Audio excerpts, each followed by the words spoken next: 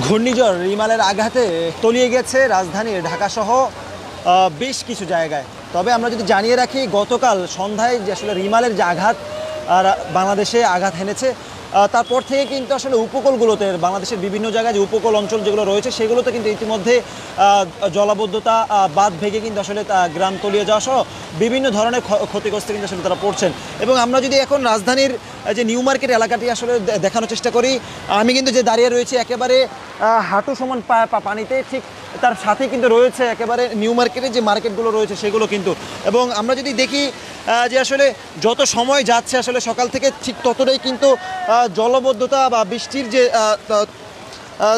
তীব্রতা সেটি কিন্তু আসলে আমরা দেখছি। এবং একই সাথে কিন্তু যেমনটি আসলে আমরা দেখছি ঠিক সেটি হচ্ছে রিমালের কারণে কিন্তু আসলে যে বৃষ্টি আঘাত এনেছে সেটি কিন্তু আসলে আমরা দেখছি। এবং যেমনটি আসলে আবহাওয়া অফিস থেকে বারবার জানানো হচ্ছে যে বিকাল ৩টার মধ্যে আরও বড় ধরনের আঘাত আনতে পারে রাজধানীতে, এবং রিমালের যে তাণ্ডব সেটি কিন্তু আসলে বিকালে দেখা যাবে।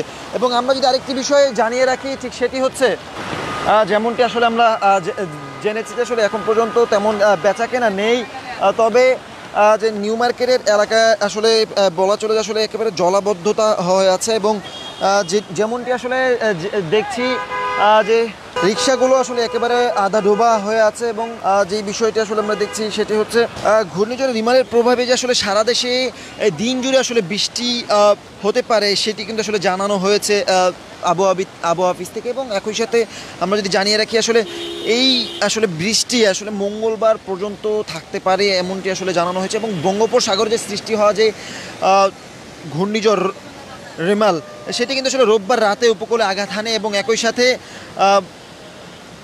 ঘূর্ণিঝড়ের কেন্দ্র সকাল ৮টার দিক থেকে কিন্তু আসলে মোংলা বন্দর সহ বিভিন্ন জায়গায় কিন্তু আসলে ইতিমধ্যে ক্ষতিগ্রস্তে পড়েছেন মানুষজন। এবং একই সাথে আমরা যদি জানিয়ে রাখি যে রাজধানীতে যে নিউ মার্কেট এলাকায় আসলে যে যান চলাচল করছে রিক্সা বিশেষ করে, সেটি কিন্তু আসলে একেবারে ডুবে যাচ্ছে। এবং সেটির মধ্য দিয়ে কিন্তু আসলে রাজধানীতে চলাচল করছে যানবাহন। এবং একই সাথে আমরা যদি জানিয়ে রাখি, সোমবার সকালে আবহাওয়া বিশেষ বিজ্ঞপ্তিতে বলা হয়েছিল আসলে রাজশাহী, রংপুর, ময়মনসিংহ, ঢাকা, খুলনা, বরিশাল, চট্টগ্রাম ও সিলেট বিভাগে আসলে দমকা হাওয়া এবং বৃষ্টি কিন্তু আসলে পড়বে। এবং একই সাথে ভারী বৃষ্টি বর্ষণের মধ্য দিয়ে কিন্তু একেবারে ঘূর্ণিঝড়ের রিমালের যে তোপ সেটি কিন্তু আসলে দেখা যাচ্ছে। এবং আমরা যদি একটু দেখানোর চেষ্টা করি আসলে ঘূর্ণিঝড় রিমালের আঘাত আসলে রাজধানীতে কতটুকু প্রভাব পড়েছে সেটি কিন্তু আসলে আমরা যদি দেখানোর চেষ্টা করি, আসলে নিউ মার্কেট এলাকা কিন্তু একেবারে তলিয়ে গেছে। এখানে কোনোভাবেই কিন্তু আসলে হাঁটু, এখানে কিন্তু আমরা যেমন দেখছি আসলে হাঁটু পরিমাণ সমান পানি কিন্তু আসলে নিউ মার্কেট এলাকা জুড়ে। এবং একই সাথে যেটি আসলে দেখছি রাজধানীর অন্য অন্য জায়গায় গ্রিন রোড সহ বিভিন্ন জায়গায় কিন্তু এমনটি পানি আমরা লক্ষ্য করেছি। এবং মিরপুরেও কিন্তু একই অবস্থা।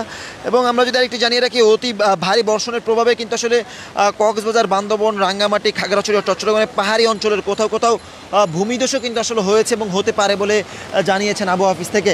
একই সাথে আমরা যদি জানিয়ে রাখি, রিয়াল উত্তর দিকে অগ্রসর হয়ে উপকূলে অতিক্রম করে বর্তমানে কয়রা, খুলনার কাছাকাছি অবস্থান রয়েছে।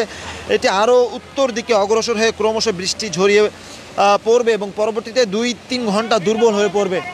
এবং আমরা যেমনটি আসলে দেখছি, রিক্সা চালক যারা রয়েছেন তারা কিন্তু এই ঘূর্ণিঝড়ের যে প্রভাব আসলে তাদের মধ্যে পড়েছে। আমরা দেখছি আসলে তারা এক প্রকার যাত্রী ছাড়াই কিন্তু আসলে তারা রাস্তাঘাটে ঘুরছেন। এবং যেমনটি আসলে দেখছি ঠিক সেটি হচ্ছে ঘূর্ণিঝড়ের রিমালের যে আসলে যে তোপ সেটি কিন্তু আসলে রাজধানীর নিউ মার্কেটে দেখা যাচ্ছে। এবং একই সাথে আমরা রয়েছে রাজধানীর নিউ মার্কেট ঢাকা কলেজের সামনে, ঠিক সেখানে কিন্তু একেবারে হাঁটু সমান পানি কিন্তু আসলে ইতিমধ্যেই সৃষ্টি হয়েছে। এবং একই সাথে আবহাওয়া অফিস থেকে জানানো হচ্ছে আসলে দুপুর ৩টার মধ্যে এই যে তোপ আসলে বৃষ্টির যে দমকা হাওয়া এবং বৃষ্টি কিন্তু আসলে বাড়বে এবং রিমালের যে ঝড় সেটা কিন্তু আসলে রাজধানীর উপর দিয়ে বয়ে যাবে। আপনাদের যে এলাকা আপনারা যেখানে রয়েছেন সেখানে আসলে রিমালের বর্তমান অবস্থা কেমন সেটা আসলে কমেন্ট বক্সে জানাবেন। এবং একই সাথে জানিয়ে রাখবেন রাজধানীর এই অবস্থা থেকে আসলে আপনারা কি মনে করছেন সেটা কিন্তু আসলে কমেন্ট বক্সে জানিয়ে রাখতে পারেন।